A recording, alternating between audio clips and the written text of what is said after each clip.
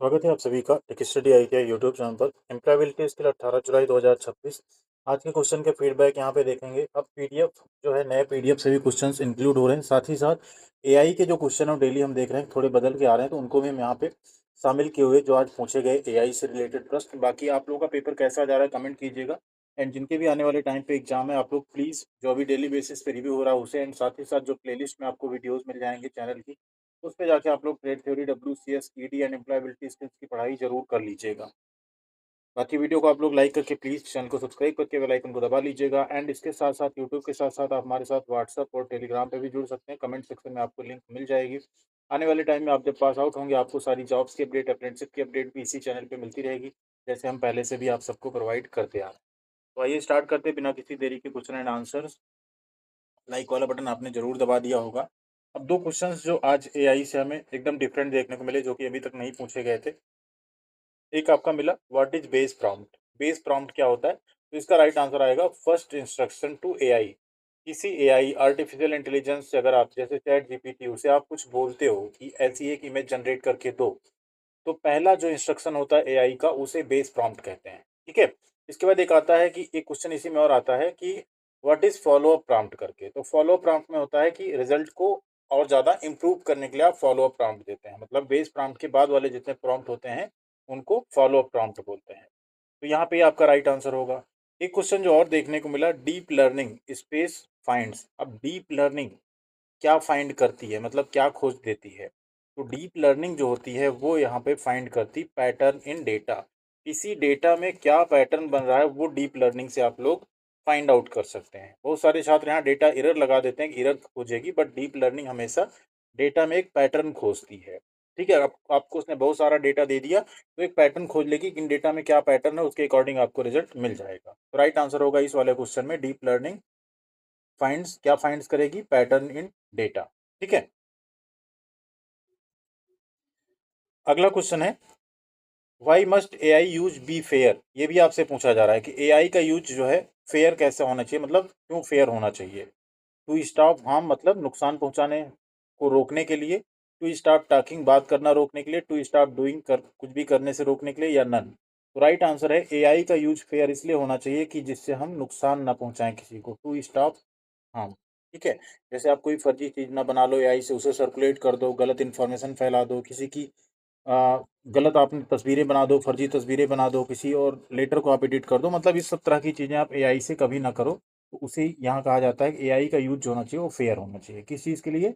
Harm यानी नुकसान रोकने के लिए। बहुत लोग हैं अभी एआई से, बैंकिंग सर्वर है उसमें आप कोई प्रॉब्लम खोज के बैंकिंग सर्वर हैक कर ले रहे हो, तो ये सारी अनएथिकल चीज़ें जो कि एआई से नहीं करनी चाहिए। तो राइट आंसर यहाँ होगा आपका टू स्टॉप हार्म। ये भी क्वेश्चन आपसे पूछा जा रहा है।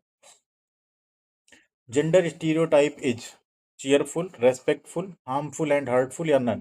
तो जो जेंडर स्टीरियोटाइप होता है वो हार्मफुल एंड हर्टफुल होता है। अगर आप किसी के जेंडर को लेके कोई धारणा बना लेते हो कि फला जेंडर, मतलब जैसे फीमेल है तो ये काम नहीं कर सकती या उसे ये काम नहीं करना चाहिए, तो ये हमेशा हर्टफुल भी होता है और हार्मफुल भी होता है। ठीक है। तो सोसाइटी में कभी जेंडर स्टीरियोटाइप नहीं बनना चाहिए। अगला क्वेश्चन है, major changes to place in the manufacturing world with. विनिर्माण जगत में किसके साथ बड़े बदलाव हुए हैं? तो मेजर चेंजेस आपके हुए हैं इंडस्ट्रियल रिवोल्यूशन से। किससे? औद्योगिक क्रांति से बहुत बड़ा मेजर चेंज हुआ है इसमें, मैन्युफैक्चरिंग वर्ल्ड में।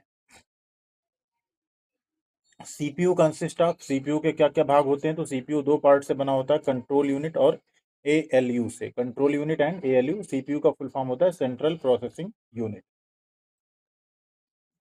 Next question, in an email where will you add the recipient email address whom you want to send the copy of email। अब अगर आप किसी को अपने ईमेल की एक कॉपी भेजना चाहते हैं तो उसकी मेल आईडी आप ऐड करेंगे इसमें, सीसी में। ठीक है। इसको बोलते हैं कार्बन कॉपी। और टू में उसका डालते हैं जिसे एक्चुअल में मेन, जिसे मेल भेजना हो। ठीक, सीसी में उसे डालते हैं जिसे आपको इन्फॉर्म करना हो उसे। अगला क्वेश्चन है, in SWOT analysis which pair is helpful. SWOT analysis में कौन सी जोड़ी सहायक होती है? तो सबसे पहले तो एसडब्ल्यूओटी का जो फुल फॉर्म होता है strength, opportunity, weakness and threat. अब ध्यान दीजिए, स्ट्रेंथ किसी की कोई ताकत हो, वो तो आपको हेल्प करेगी किसी काम को करने में। और अपॉर्चुनिटी आपको मिल जाए, जैसे आप एक अच्छा क्रिकेट खेलते हो और आपको मौका भी मिल जाए खेलने का कहीं, तो ये दोनों चीज़ें जब मिल जाएंगी, ये मतलब आपको हेल्प करेंगी आगे बढ़ाने में, आपके गोल को अचीव करने में। लेकिन उसी जहाँ अगर हम बात करें हेल्पफुल की, जहाँ हार्मफुल पेयर कौन सा है, तो आप में कोई कमजोरी हो, ठीक है, और आपको ऊपर से कोई थ्रेट भी मिले यहाँ पे, ठीक, उस केस में धमकी भी मिल जाए कोई, तो वो दोनों क्या होता है, आपको हार्मफुल है, आपके ऑब्जेक्टिव को, आपको गोल को अचीव करने में हेल्प नहीं कर पाएगा वो।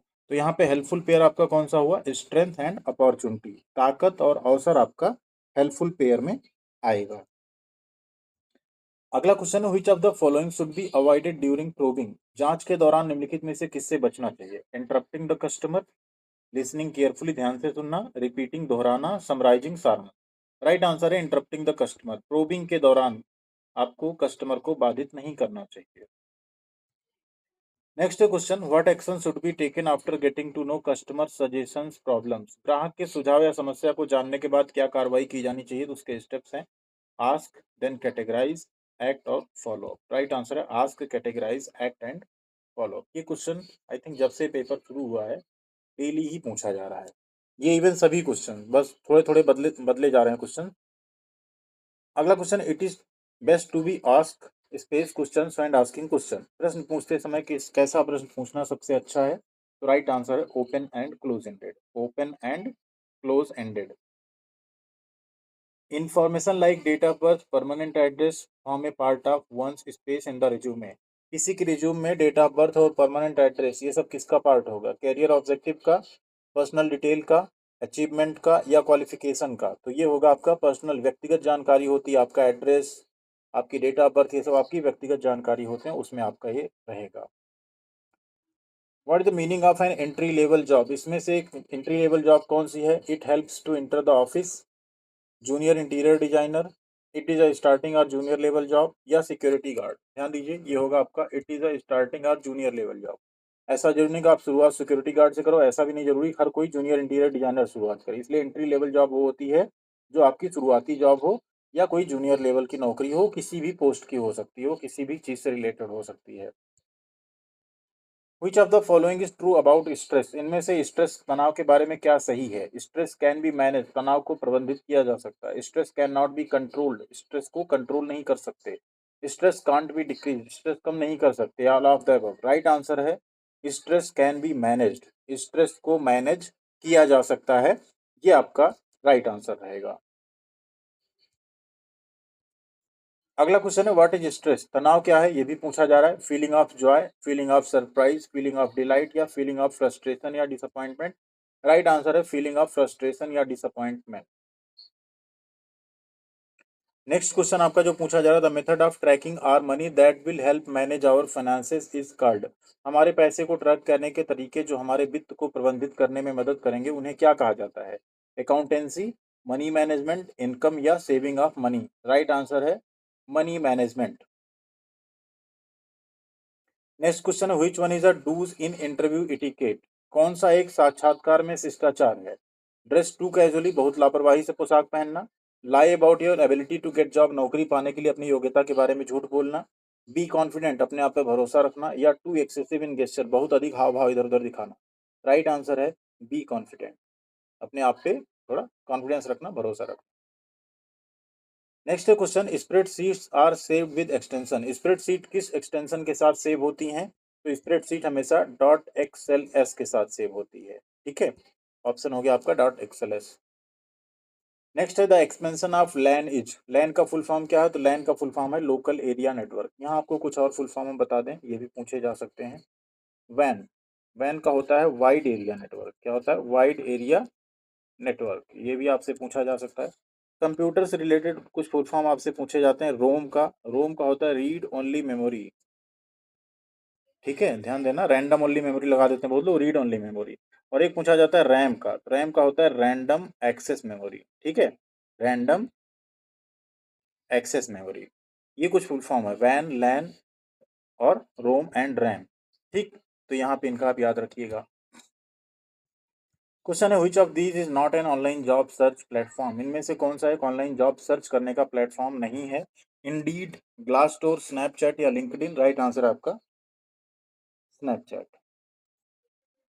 नेक्स्ट है question, fill in the blank with present progressive tense of the verb, क्रिया के वर्तमान प्रगतिशील काल से रिक्त स्थान की पूर्ति करनी है। वर्तमान मतलब the train through the tunnel, train tunnel से पास कर रही है या जा रही है, क्योंकि प्रेजेंट कंटिन्यूअस है। यहाँ आ जाएगा इज पासिंग। ठीक है, option number B is passing. Next है what does ethical AI aim for. Ethical AI का एम यानी उद्देश्य क्या है? Fair use, loud music, video editing या नन। राइट आंसर है फेयर यूज। ठीक है, एथिकल एआई का मतलब ही है फेयर यूज। नेक्स्ट है question curriculum vitae. CV is also known as, CV को और क्या नाम से जानते हैं? सीवी को हम लोग रिज्यूम भी कहते हैं, रिज्यूमे भी कहते हैं। अगला question motivation is categorise into. Motivation की कितनी कैटेगरीज हैं? तो दो होती हैं, इंट्रिंसिक और एक्सट्रिंसिक, आंतरिक और बाह्य। ऑप्शन नंबर ए आपका यहाँ पे सही हो जाएगा। MSME stands for. एमएसएमई का फुल फॉर्म आपको बताना है। एमएसएमई का फुल फॉर्म होता है micro small and medium enterprises, micro small and medium enterprises. SIDO, expansion of SIDO. SIDO का फुल फॉर्म बताना, small industries development organisation, small industries development organisation. ठीक है, कुछ और फुल फॉर्म यहाँ आपसे जो पूछे जाते हैं वो भी आप जानिए। Pin, personal identification number. ठीक है, ये भी पूछा जाता है। GST, goods and service tax. ठीक, जीडीपी, ग्रॉस डोमेस्टिक प्रोडक्ट। ठीक, ये भी आपको याद रखना है। इसके अलावा एनएपीएस, नेशनल अप्रेंटिसशिप प्रमोशन स्कीम। तो ये सब कुछ भी आपको याद रख लेना है। अगला है I am a welder I work with. मैं एक वेल्डर हूँ, मैं इसके साथ काम करता हूँ। Nail polish, robot, welding tool या लैपटॉप। राइट आंसर है वेल्डिंग टूल। नेक्स्ट है question which among the following is an online payment application. इनमें से कौन सा एक ऑनलाइन भुगतान एप्लीकेशन है? गूगल पे, यू पे, वी पे, इंडिया पे। राइट आंसर क्या है? गूगल पे, और बाकी ऐसे कोई एप्लीकेशंस नहीं होते हैं। Next question for short distance which network type should be used. कम दूरी के लिए कौन सा नेटवर्क यूज करेंगे? उसके लिए यूज करेंगे लैन का। उसी यहाँ आ जाए ज्यादा दूरी के लिए वर्ल्ड वाइड अगर यूज करना है तो क्या करेंगे? उसके लिए करेंगे वैन का, वाइड एरिया नेटवर्क का। ठीक, ये है लोकल एरिया नेटवर्क। अगला क्वेश्चन रिज्यूमे शुड बी। एक बायोडेटा कैसा होना चाहिए? Short and precise, fancy and colourful, having long and detailed information, या having acronym and abbreviation. Right answer है शॉर्ट एंड प्रिसाइज होना चाहिए आपका रिज्यूमे। नेक्स्ट क्वेश्चन है a program that infects other program by modifying them is called. एक program जो दूसरे programme को संशोधित करके संक्रमित करता है कहलाता है, जिसे हम लोग कहते हैं वायरस। क्या कहते हैं? Virus. Question a person who is associated with the starting of business is called. वह व्यक्ति जो व्यवसाय की शुरुआत से ही जुड़ा होता है उसके साथ कहलाता है, उसे हम लोग कहते हैं एंटरप्रेन्योर या उद्यमी। अगला question what the full form of NAPS. NAPS का फुल फॉर्म क्या है? तो एनएपीएस का फुल फॉर्म होता है national apprenticeship promotion scheme, national apprenticeship promotion scheme. Goals are categorised as. अब गोल्स दो तरीके के होते हैं यहाँ पे, short term and long term. क्या होते हैं? Short term and long term. Confuse नहीं होना, मोटिवेशन होता है दो, इंट्रिंसिक एक्सट्रिंसिक, और गोल्स होते हैं दो, short term and long term. RTI का फुल फॉर्म भी आपसे पूछा जाता है। आरटीआई का मतलब क्या है? भी आज पूछा गया सेकंड थर्ड शिफ्ट में। तो इसका मतलब होता है राइट टू इंफॉर्मेशन। क्या होता है? राइट टू इंफॉर्मेशन, सूचना का अधिकार। क्वेश्चन है a space person is someone who works for a person organisation and gets paid for that work. एक व्यक्ति जो किसी संगठन के लिए काम करता है और उस काम के लिए उसे पैसा मिलता है, वो क्या कहलाता है? वो कहलाता है उसका वेज एम्प्लॉयड। वो पर्सन क्या कहलाएगा? वेज एम्प्लॉयड या सैलरीड पर्सन या मजदूरी या रोजगार कहलाएगा। ठीक है, तो ये कुछ क्वेश्चंस हैं जो आपसे पूछे जा रहे हैं, इनका आप लोग जरूर ध्यान रखिए, इनको पढ़ के जाइए। बाकी भी हमने डेट वाइज क्लासेस बनाई हैं, डेली कुछ ना कुछ क्वेश्चंस बदलते भी रहते हैं। तो आप लोग प्लेलिस्ट से एक बार सारी क्लास भी देख लीजिएगा एम्प्लॉयबिलिटी स्किल के, डेली का फीडबैक अगर देख के जाएंगे तो आप आसानी से 25 के 25 अपने क्वेश्चन सही कर पाएंगे। थैंक यू वेरी मच, ख्याल रखिएगा अपना। मिलते हैं अगली अपडेट के साथ अगले वीडियो में।